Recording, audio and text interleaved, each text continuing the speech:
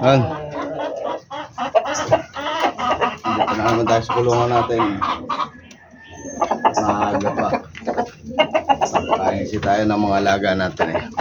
Hindi tayo pumasok ngayon. Kasi meron lang akong mararamdamang hindi maganda. Kaya tayo.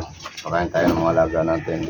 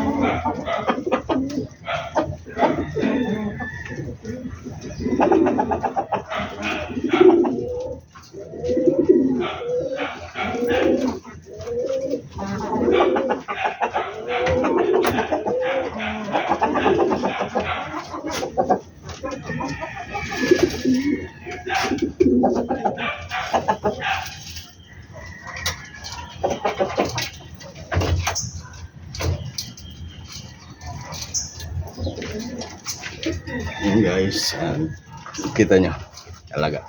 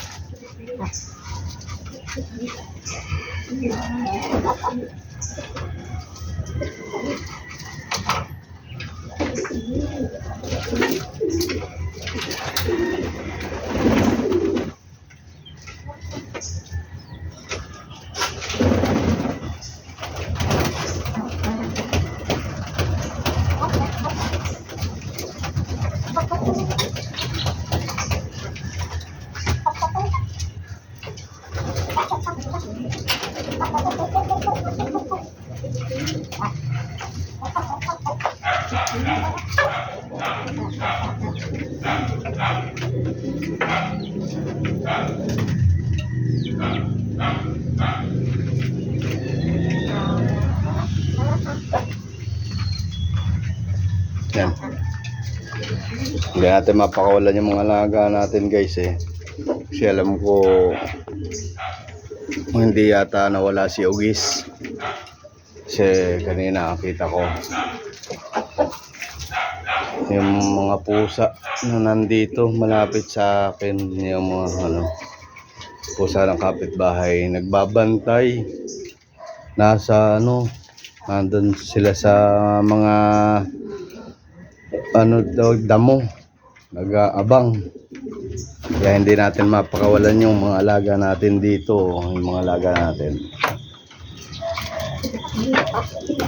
Mga alaga natin yan sa loob. Ano na yan? Sali, lilipad sana yan eh. Andito ako eh. Ay, pakakawalan ko sana. Hindi ko mapakawalan. Kasi Huntingin muna natin yung mga pusa na yan. Ayan o. Ito yung alaga natin. Andiyan pa isa. Andiyan pa yung lovebird. Yung mga manok ko sa likod ako. Ayan. Nakita ko kasi nag-aantay yung nag-aantay yung isang pusa kanina nandito. Diyan sa damo nag-aantay yung pusa. Meron ako nakita isa rito. Tapos isa dun sa damuhan na yun nag-aabang. Kasi alam nila ano yung kalapati natin kasi dito lumalapag. Nanginginain yan ayun yung alaga natin. Kaya kumisan yung hindi natin pakakawalan ngayon yung mga natin mga alaga natin. Kaya muna natin sila ron. Muna natin sila dyan sa loob ng ating kulungan. Yun muna natin yung mga pusa na nag-aabang. Taboy muna natin. Taboy muna natin. Dito muna tayo. Tambay-tambay muna. Yan. Tambay-tambay lang ako muna dito. Diyan mo sa bahay. Yan yung kulungan ko.